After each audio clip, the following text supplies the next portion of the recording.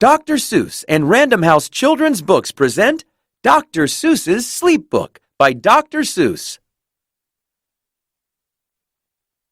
The news just came in from the county of Keck that a very small bug by the name of Van Vleck is yawning so wide you can look down his neck. This may not seem very important, I know, but it is, so I'm bothering telling you so.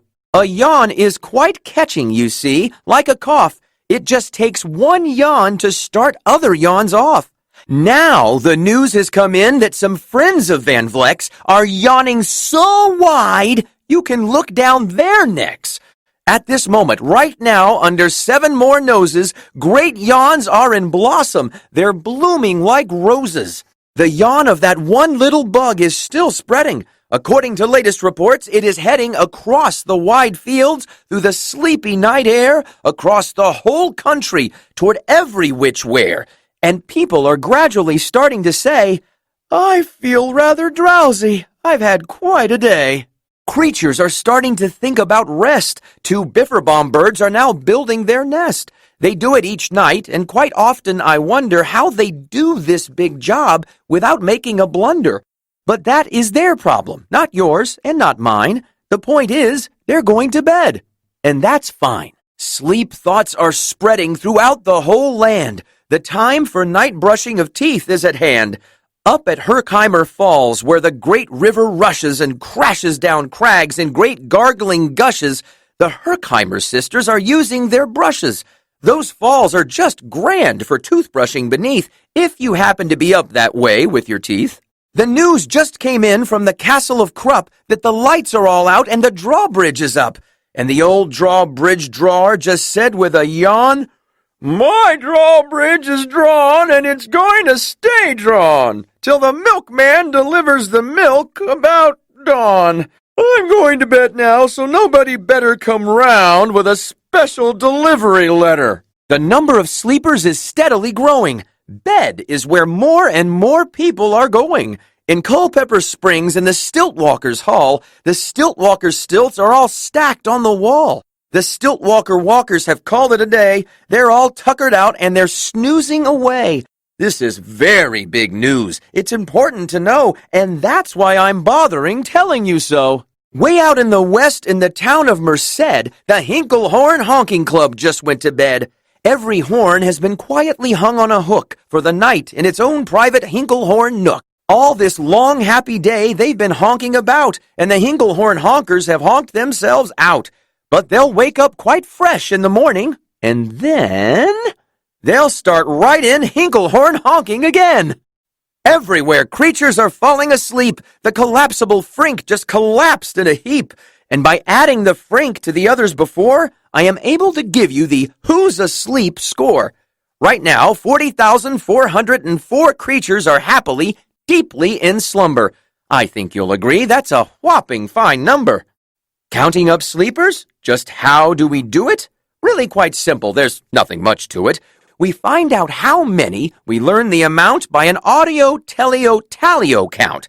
On a mountain halfway between Reno and Rome, we have a machine in a plexiglass dome which listens and looks into everyone's home. And whenever it sees a new sleeper go flop, it jiggles and lets a new biggle ball drop. Our chap counts these balls as they plop in a cup, and that's how we know who is down and who's up. Do you talk in your sleep? It's a wonderful sport, and I have some news of this sport to report. The world champion sleep talkers, Joe and Mo Red Zoff, have just gone to sleep, and they're talking their heads off. For 55 years now, each chattering brother has babbled and gabbled all night to the other. They've talked about laws, and they've talked about gauze. They've talked about paws, and they've talked about flaws. They've talked quite a lot about old Santa Claus. And the reason I'm telling you this is because you should take up this sport. It's just fine for the jaws. Do you walk in your sleep? I just had a report of some interesting news of this popular sport. Near Finnegan Fen, there's a sleepwalking group which not only walks, but it walks a la hoop. Every night they go miles. Why, they walk to such length they have to keep eating to keep up their strength. So every so often one puts down his hoop, stops hooping and does some quick snooping for soup. That's why they are known as the Hoop Soup Snoop Group. Sleepwalking, too, are the curious Crandalls, who sleepwalk on hills with assorted-sized candles. The Crandalls walk nightly in slumbering peace, in spite of slight burns from the hot, dripping grease. The Crandalls wear candles because they walk far, and if they wake up, want to see where they are. Now the news has arrived from the Valley of Vale that a Chippendale mupp has just bitten his tail, which he does every night before shutting his eyes. Such nipping sounds silly, but really, it's wise. He has no alarm clock, so this is the way he makes sure that he'll wake at the right time of day. His tail is so long, he won't feel any pain till the nip makes the trip and gets up to his brain. In exactly 8 hours, the Chippendale mupp will, at last, feel the bite and yell, "Ouch!" and wake up. A Mr. and Mrs. J. Carmichael Crocs have just gone to bed near the town of Fort Knox. And they, by the way, have the finest of clocks. I'm not at all sure that I quite understand just how the thing works with that one extra hand. But I do know this clock does one very slick trick. It doesn't tick-tock. How it goes is talk-tick. So with ticks in its talker and talks in its ticker, it saves lots of time and the sleepers sleep quicker. What a fine night for sleeping. From all that I hear, it's the best night for sleeping in many a year. They're even asleep in the Zweibeck Motel, and people don't usually sleep there too well.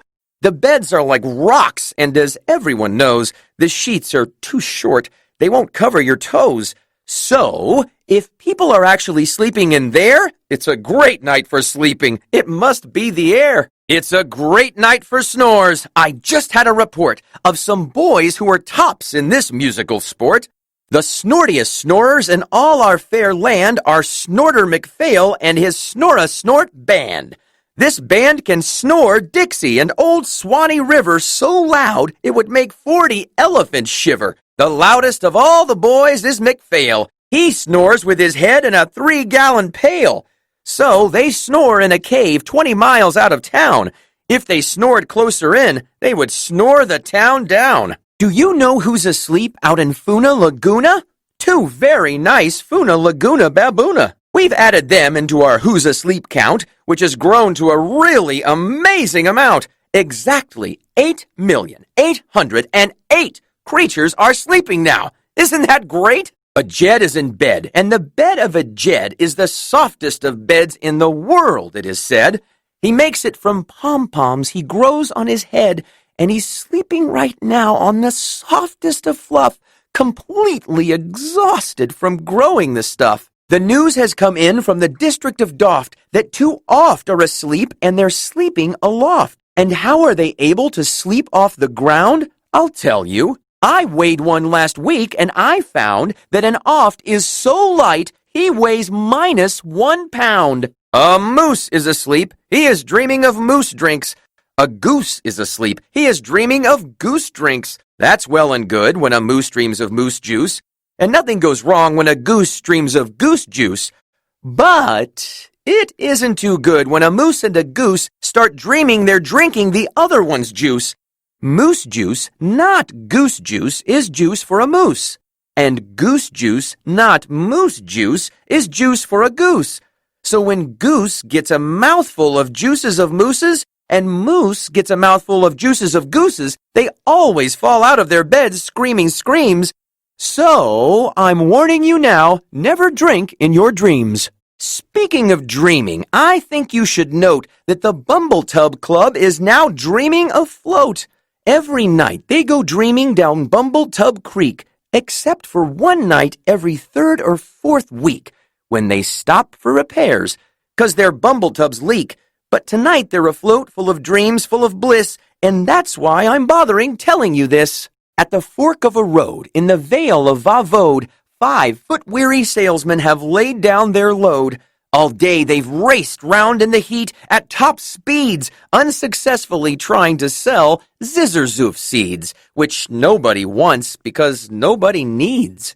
Tomorrow will come, they'll go back to their chore. They'll start on the road, zizzer-zoofing once more. But tonight they've forgotten their feet are so sore.